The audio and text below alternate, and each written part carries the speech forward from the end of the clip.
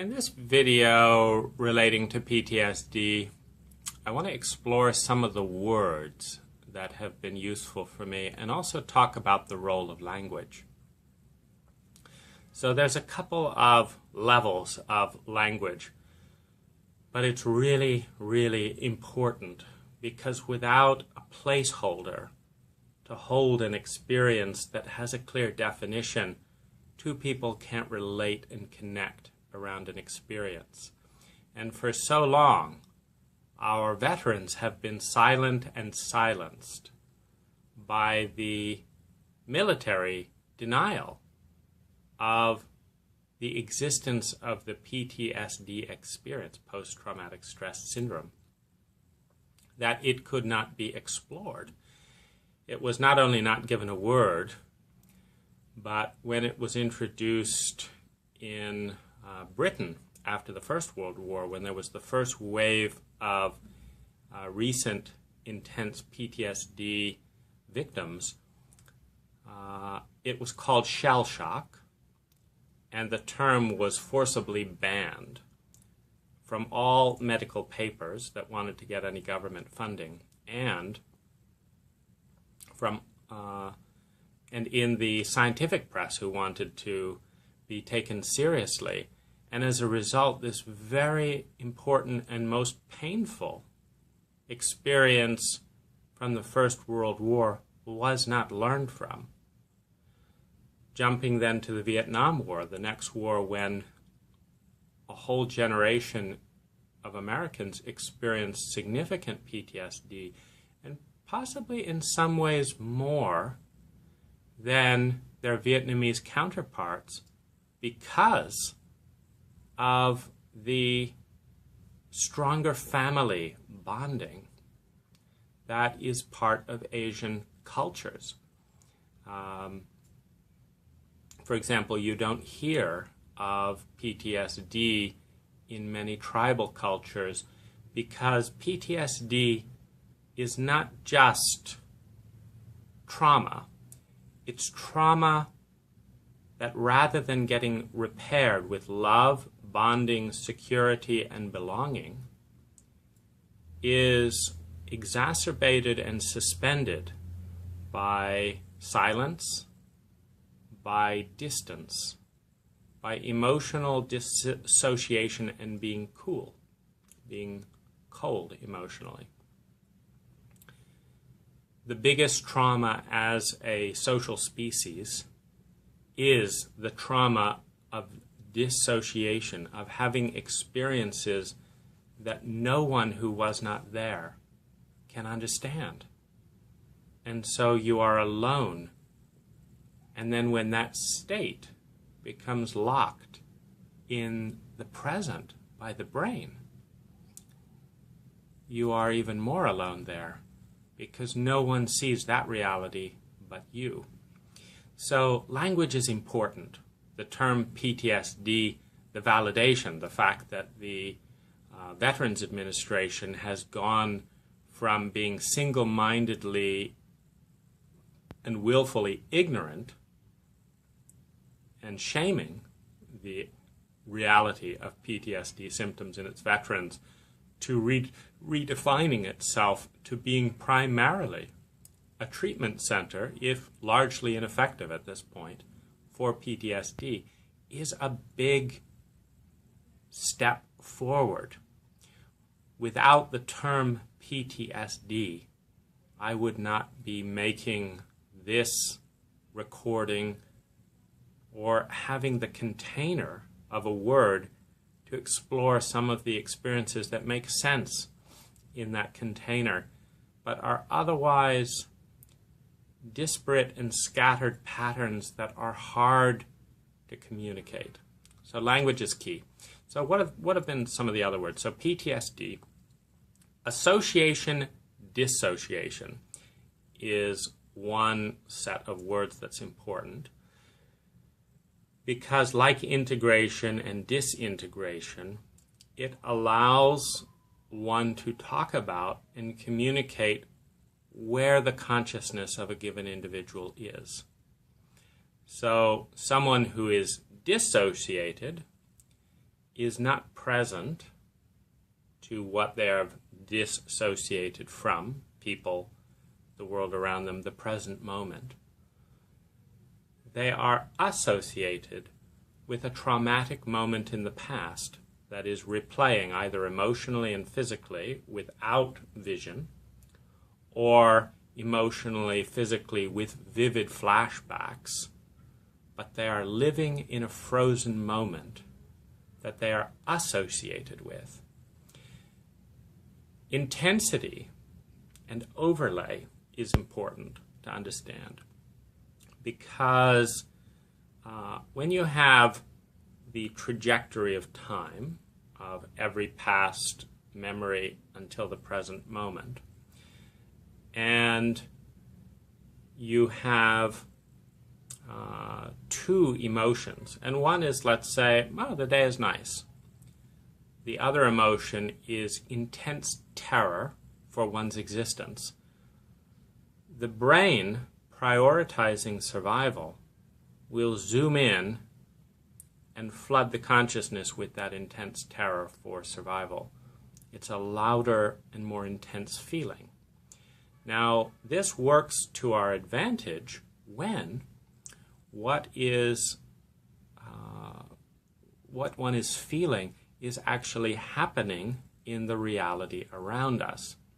However, in a frozen traumatic moment where the part of the brain that tracks the flow of time closes down, the part of the brain that can articulate the feeling closes down, the visual part of the brain stays in a loop because the fight-flight chemicals that are part of the normal traumatic release cycle for animals of attacking or running like hell or freezing for a period and then shaking, because the body doesn't go through that, the brain doesn't get the chemicals, the body doesn't get the chemicals to get the message to the body that we are now safe.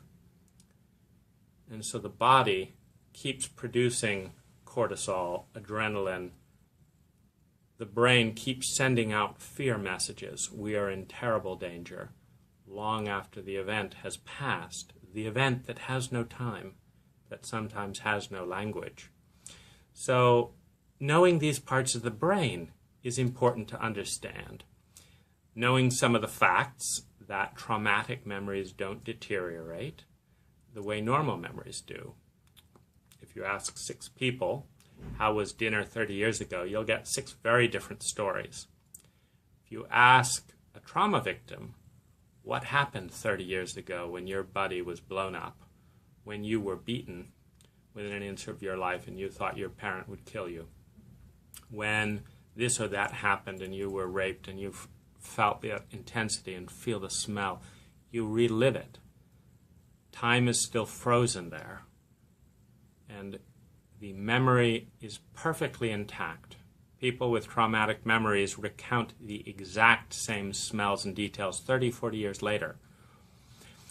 So this is important. Dissociation, association, and understanding what's going on. For example, drugs and alcohol are often ways of dissociating the consciousness from the moment in time and in horror that is so painful. So you have 2 levels of dissociation. You have the dissociation from the present moment that is created by brain chemistry overlapping. The intensity of the past overlaps something that's just pleasant in the present. And then you have so you're dissociating from the present to be in the past memory. Then you're using alcohol, which a lot of people with PTSD use, to dissociate the consciousness from the past memory. So it's 2 levels of dissociation. Integration is coming back into the present. Differentiation, another term, is learning to distinguish consciously between the emotion, the the body memory, and the reality of the present and the past. To say that, 30% of my emotion is in the present. So I'm feeling helpless and outraged because someone just took the stapler and I just wanted to clip it and then get to the post office on time so that I could get mail in and all would be well with the world. 30% is feeling helpless. Someone has taken the stapler again. 70% is feeling helpless. There was nothing I could do to stop my buddy from dying. There was nothing I could do to stop my sister from being raped. There was nothing I could do to stop my mother from having her nose broken again. There was nothing I could do. And now there's nothing I can do. They won't fucking stop taking my stapler. 70% in the past, 30% in the present. When we lose touch with that, easy to do when the part of our brain involving time is shut down. Easy to do when we're overwhelmed with emotion that feels overwhelming and dissociative, because dissociation often happens at a traumatic moment, which is also one of the reasons it's hard to fully resolve and integrate.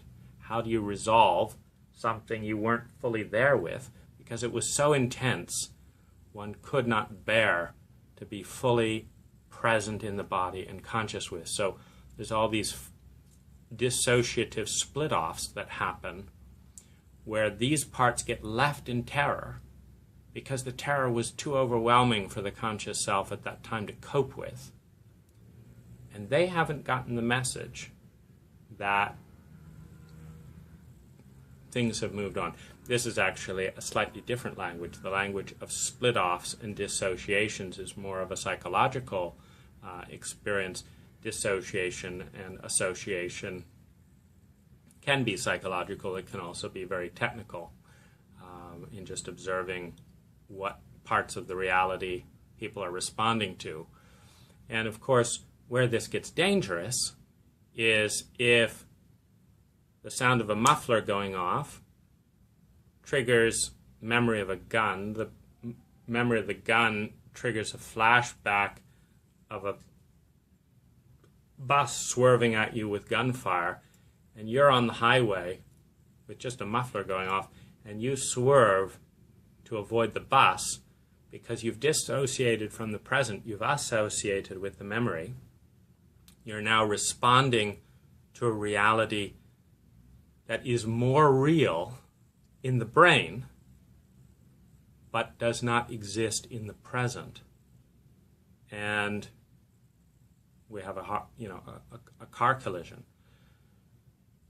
When this is not healed, when this is not understood, when it's not healed, and particularly when we cause harm in our unhealthy state, it then adds a new level of grief or a sense of shame that we're endangering other people by existing in this state, and no one's helping us out of it, which can make us feel suicidal. Now, shame is an important language in this terrain because it's almost a given, and it's important to know why. But shame is a sense of, in a healthy sense, it's a sense that we are making a mistake and we're sorry for our mistake. In an unhealthy sense, it is a shame of being, which says that we, as a human being, are fundamentally flawed. We are irreparably flawed.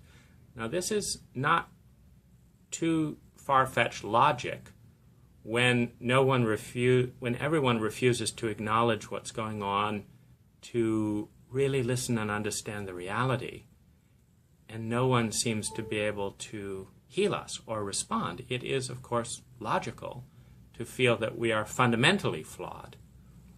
In fact, our software, our psychology, our science is incredibly lacking in this area. There's no fundamental flaw to a human being. But like with viruses such as AIDS that we have not yet developed a cure for, there is a flaw in the science. There is an incompleteness in the science. And as long as we allow those incompletenesses to continue, we let those who are sick in those ways down. We also let ourselves down, because when we refuse to fund and do that research at the level necessary to bring humanity, bring humaneness back to some of these horrible inner states, we jeopardize our own children on the road. We jeopardize the people who have given the most for our country, who have sacrificed their lives. We jeopardize our own children. We jeopardize ourselves. We jeopardize our sanity. Because PTSD in many formations is very real. And one of the more common forms is what's called complex PTSD. This is another term, which happens when the trauma of early childhood is so erratic, intense, and repetitive that there's a blurring on a physiological and emotional level that we never get to calm down and thus experience deep, relaxed peace. So part of us is constantly on high alert for survival issues and remains that way, and we don't even know why, because there wasn't a single memory, or we blocked it out, or it happened so many times we had to tune it out. But the body is holding that memory, holding all that fear, all that stress, and the emotion is holding all that fear and all that stress, and the brain has tuned it out to associate with a culture that's doing the same thing. So the culture is tuning everything else out. It's saying, you don't exist, you should grow out of this doesn't matter, get over it, this is life. Tuning out the reality of the understanding, and as a result, the brain has no idea, I'm supposed to be out of this, I'm supposed to be healthy, everything's supposed to be great, so why am I in terror? And why is my body so nervous I'm developing chronic fatigue? Unless I drink myself drunk with alcohol. Why? Unable to accept the truth that has been blocked and banished by society, the answer is because I'm fundamentally flawed. And it's not too far from saying I'm fundamentally flawed to saying the world would be a better place if I didn't exist. And when you get anger and irritation and impatience, that comes from another thing, that when you have PTSD, particularly as a child, your skills at social regulation are relatively non-existent or poor. Now, regulation is key. This is a skill. Attunement, regulation, they're somewhat similar. Attunement means that you can feel who you are, and while doing that, you can feel what and who another person is. And out of that attunement, one can regulate or respond.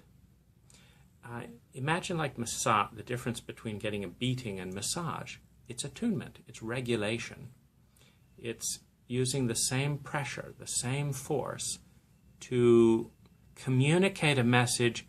I see you, I feel you, I know you, and I want to give you pleasure, versus the identical force out of attunement, out of regulation, is saying, I don't see you, I don't know you, I don't care about you, and I'm going to hurt you, and I'm not listening to any of your feedback, verbally or otherwise. I'm dissociated from you, but I'm going to interact with you, and you are going to feel abused because there's no attunement. So attunement is really key, and one of the things, and this gets into another area of vocabulary, which is the different segments of the brain which different cultures attune to. So some cultures are more touch-oriented. in different points in history and different points in the planet, they're more touch-oriented. And a lot of the language is in the body and in the touch. Some cultures are more emotional. The body and the emotions, the tones, the facial expressions, and the language is about feelings. And some cultures are all about words and all about thoughts. And the attunement is to ideas. In the West, we are attuned to ideas. However, when the paradigm of ideas obscures, blocks, and denies a big segment of the human experience and the reality, there is both a numbness and a dissociation and an inability to connect and attune and thus regulate. Because the conversation is happening on the idea level, on the thought level, but the pain is being experienced non-verbally. In some parts of trauma, it shuts down on the emotional and physical level. As a result, the body and the heart are feeling abandoned, disconnected, numb, hurt, lonely, pain, depressed, and layers about that, and then shame about all of that. And the mind saying, nothing's wrong, I'm fine. Or, I'm not fine, but I ought to be, because this and this and this is the way it is, and that's the way it is. And we as a culture in the West, and most of all in the United States, are obsessed with the bandwidth of words and ideas. And so we don't tend to enter empathy in terrain that has no words. We throw up our hands when another culture or another doorway, those other doorways are there. The body is always telling the truth. It's always communicating through muscle tensions. It's telling the story, what it needs, what it likes, how much trauma it's in, how much terror it's in. It's there. The emotions are telling the story of how connected, how seen, how loved, how safe the emotional self feels for a given person. And the actions and things that create attunement, integration, and regulation are still available. But for many of us, we have not learned that skill, and we feel safe. You'll see this in hospitals. When someone's in complete emotional agony, and a doctor will come in and often to just loudly dominate and project over the emotional state which they are refusing to acknowledge. They'll say, "There's a small fracture in your left toe. I think we'll have you up and ready in a couple of days. How's that? Thank you so much. See you later." And off they go. And they've just shocked the person out of their feelings rather than meeting the person in their emotional state. There's intentional dysregulation and obscurity that a doctor may be using to cope with the fact that emotions are viral.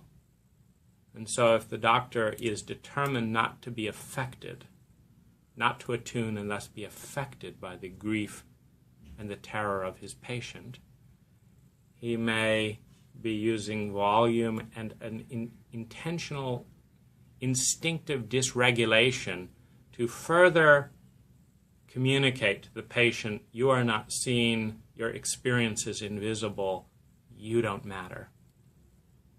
While at the same time, showing full association and responsibility and responsiveness to the broken toe, which may be contributing only 5% of the agony of the human being. The human being may be suicidal. The human being may be feeling insane. The human being may be feeling aching loneliness with not a single person willing to connect emotionally and physically. And the human being may be feeling 10% or 5% mild numbness in their toe, which takes them into the hospital. They're not getting healing. They're not getting attunement. They're not getting acknowledgement as a human being in that experience. They're getting 10% medicated while the loneliness is getting bigger. The real wound is getting bigger. And this is important just to recognize the language: mental body, emotional body, physical body. In chauvinism, only the physical body exists, and thoughts that line up with theories that allow you to make money and get power exists in chauvinism. But in a healthy human being, the emotional body, the mental body, the physical body all exist, and emotions are expressed physically and mentally and affect our thoughts. Thoughts affect our emotions, etc., and vice versa. And stored trauma in the body profoundly affects our emotions and can distort our ability to see clearly in the present. So these are some of the words that I'm finding in the in the various literature that has been useful for me, and I'm sharing them in the hope that they help add puzzle pieces, particularly for those of us in the West, to understand what's going on with our human experience in conversations and in realities that often only acknowledge a small part of our experience and our reality.